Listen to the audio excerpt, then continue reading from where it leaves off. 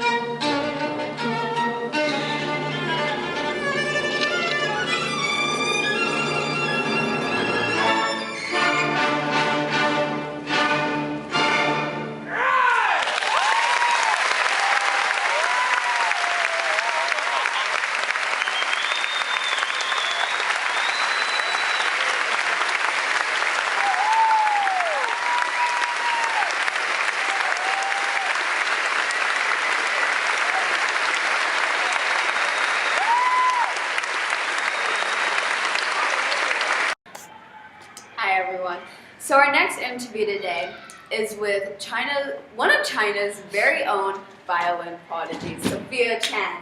So if you have the time today, search her up on Google because it actually is quite amazing. So how do you feel? I'm so excited to be here talking to you. I'm excited that you are here talking to me. So let's start off with, what is your favorite thing about playing the violin? Well, my favorite thing about playing the violin is the results I get from playing it. So for instance, if I practice hard and I perform well and then I get good feedback and I feel great. So it's more about the feedback I receive and the performing I get from practicing the violin that I really love about playing the violin, and not so much in practice, because let's be honest, playing violin like 4 to 5 hours a day is really boring. Yeah, I can imagine. I don't play any musical instruments, so I wouldn't know. But how does being one of China's violin prodigies affect you? Well, honestly, I'm only basically the name China's next violin prodigy came from like a news article when I performed really well. Because when I perform well, articles, journalists, critics write really nice stuff about me, and they just go like, "Oh, China's next great violinist, China's prodigy." Yeah, like that. before I did this interview, I actually searched you up on Google, and only amazing thing.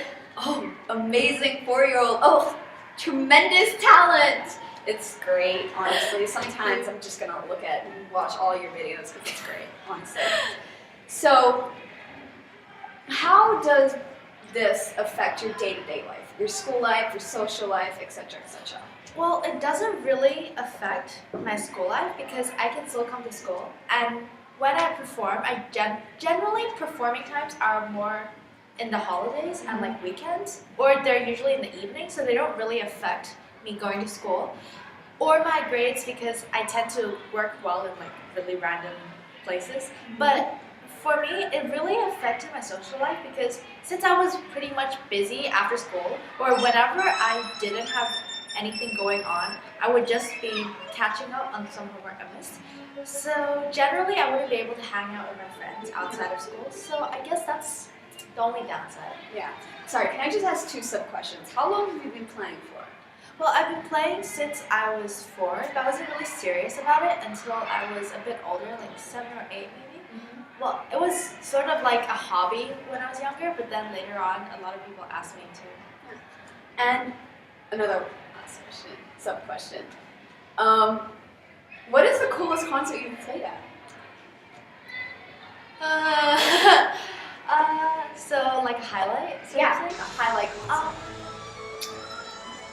wouldn't say playing with Lang Lang, but then like it was really short. So I would say my music performance at QQ Music last March. Yeah, And yeah. that was really nice because I actually got to do a red carpet walk. Yeah, for I the saw first that time. too. That was really, really fun. Yeah. And your last surprise question.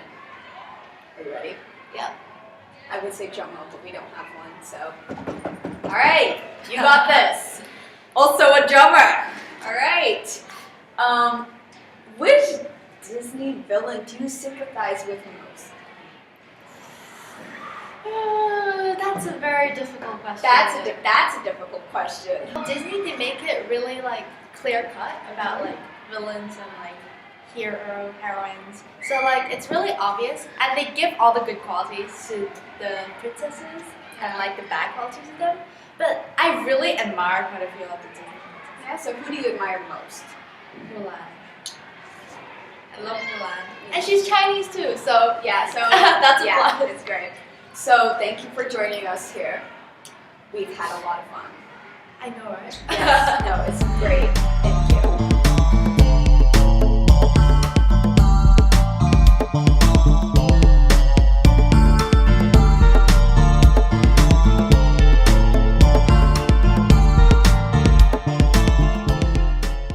So sorry. This is gonna be hard for the both of us, but I feel like this is the right move. You have given me a lot of light, and you've always been that light in my life, but I think it's time to move on. And I found someone new.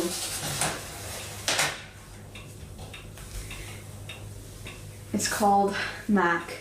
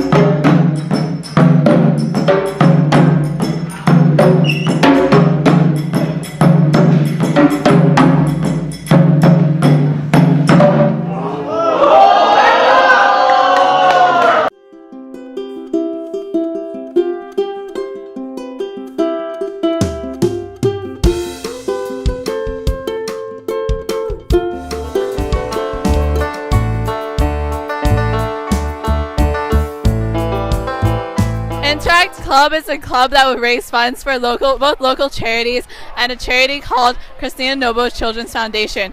Right now we're having a Valentine's Day themed bake sale which is going to run from Wednesday to Fridays. And right now these are our group members selling baked goods that we have been baking.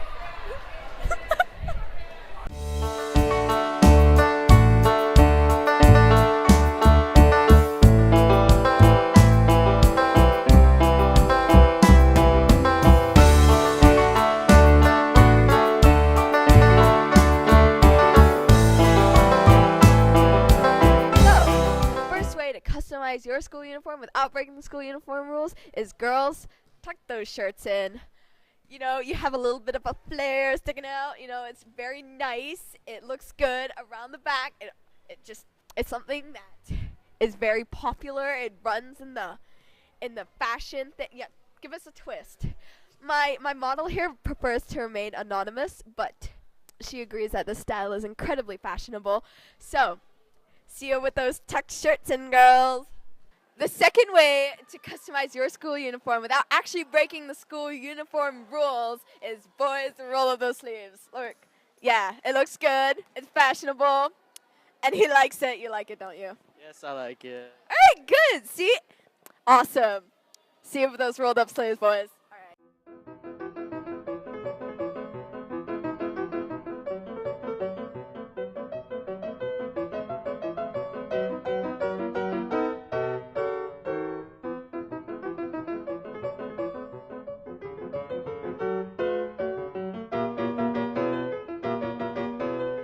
To customize your school uniform without actually breaking the school uniform rules is to wear a hat. Our fourth way to customize our school uniform without actually breaking the rules is to do up your hair.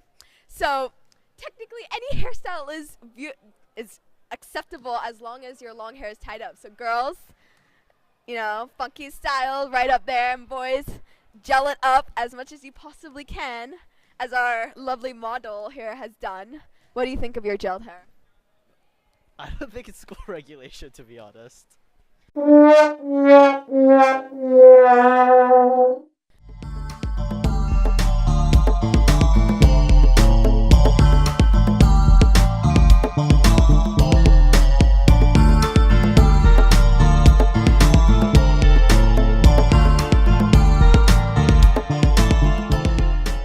So, Jimin, we know that your debate team, I'm sorry, it's only you here, but we know that you went to Turkey. Mm-hmm. Yeah, so we just want to know, can you give us some general information about what you guys did? Right. Well, we went to a tournament which is called the Eurasian Schools Debating Championship, and this year there were 24 teams involved, including national teams from Germany, Slovakia, South Africa, many other nations. And essentially it was a 4 or 5 day tournament. We had 8 preliminary rounds, then we had quarters, semis, and eventually the finals, and it was a lot of fun. Why is our mechanism justified?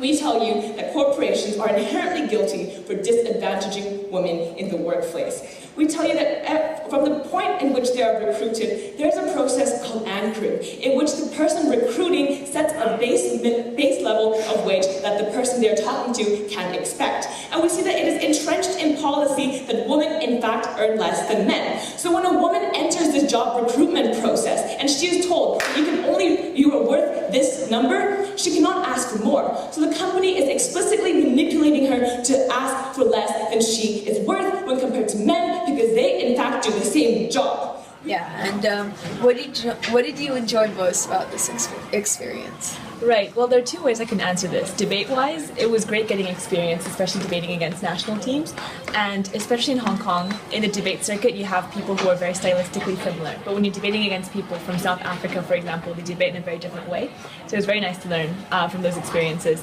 On a more social level, it was really fun getting to know the other teams. So we got to know the Swedish team and the Pakistani team a lot better, and we got to go out for dinner every night, had some Turkish food, and yeah, a lot of cultural things. Yeah, that's really cool. So, thank you. Thanks. CIS, and see you next week.